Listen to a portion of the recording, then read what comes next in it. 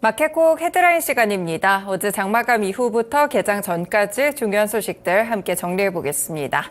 네, 첫 번째 소식입니다. 최근에 주가가 급등하면서 엔비디아도 시가총액 순위를 올린 바가 있었는데요. 이 주식 거래량도 크게 늘게 되면서 테슬라를 제치고 가장 많이 거래되는 주식이 됐다고 로이터 통신이 보도했습니다.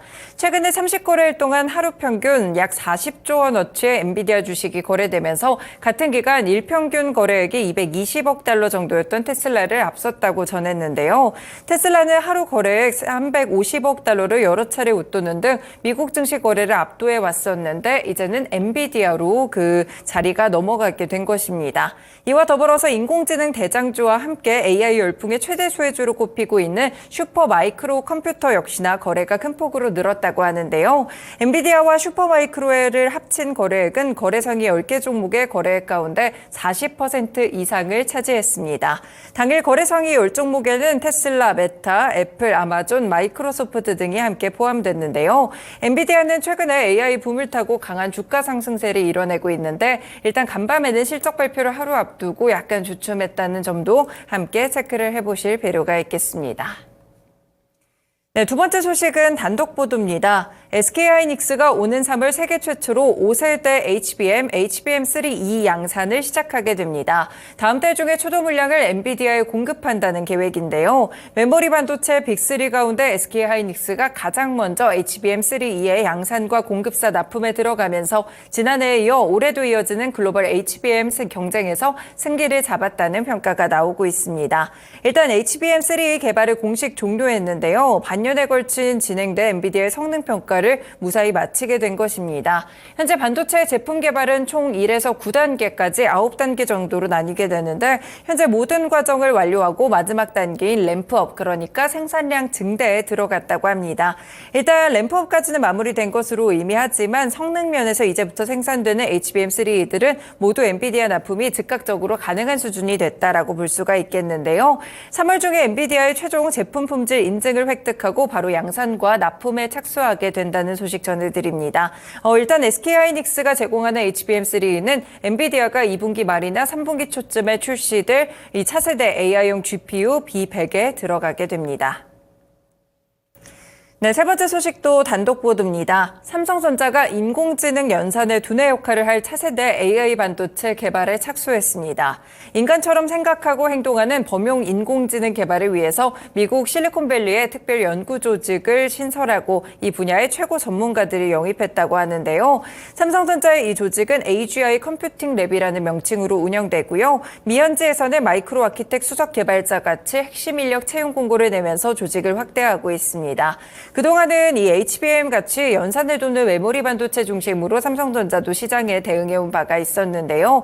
이제는 메모리를 넘어서 AGI 칩 개발에 본격적으로 뛰어든 것은 AI 시장의 핵심 분야를 정조준하겠다는 의미로 풀이가 되고 있습니다. 이렇게 또 AI 핵심 칩까지 개발하려는 움직임들, 최근에 오픈 AI 측이라든지 소프트뱅크 측에서도 AI 칩과 관련돼서 자체적으로 좀 생산에 나서려고 준비를 하는 그런 모습들이 있었는데요. 삼성전자도 준비하고 있다는 점에서 오늘장 주가 흐름도 함께 살펴보시길 바라겠습니다. 네, 다음으로는 현대차와 기아의 유럽 시장 판매량인데요. 지난 1월에 비해서 1.2% 정도 증가했습니다.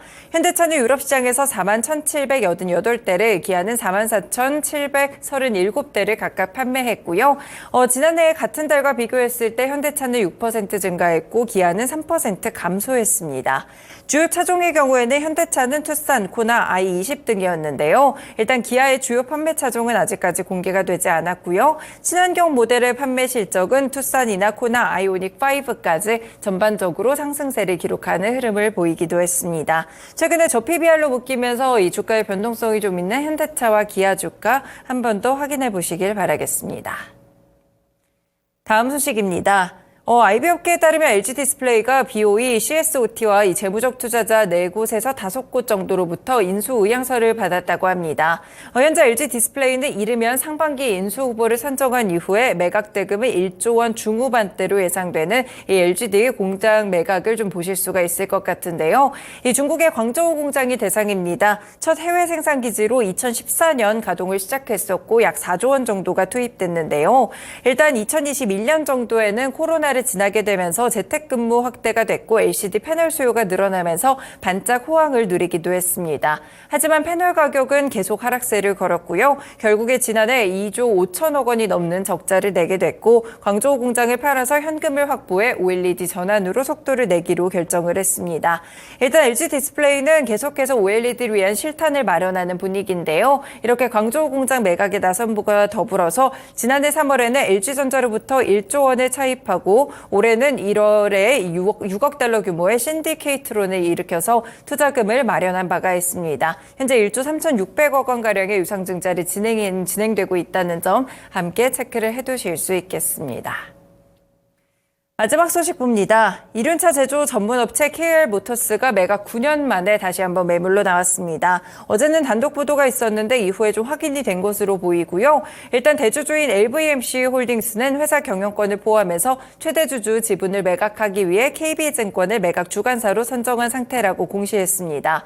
최대 주주 지분은 총 52.83%인데요. 이 지분을 전량 매각할 것으로 보입니다. 코로나19 영향으로 2021년부터 KR모터스 영업 적자를 기록해 왔었는데요. 일단은 이 차입할 돈을 상환해야 될 시기가 좀 다가오자 매각을 결정한 것으로 알려지고 있습니다. 완성차까지 엔진부터 완성차까지 직접 이륜차를 제조할 수 있는 역량을 갖춘 기업이라는 점 체크를 해보시면서 KR모터스 주가도 함께 확인해 보시길 바라겠습니다. 네, 이렇게 개장 전날의 중요한 소식들 6가지 함께 정리해드렸습니다. 지금까지 마켓콕 헤드라인이었습니다.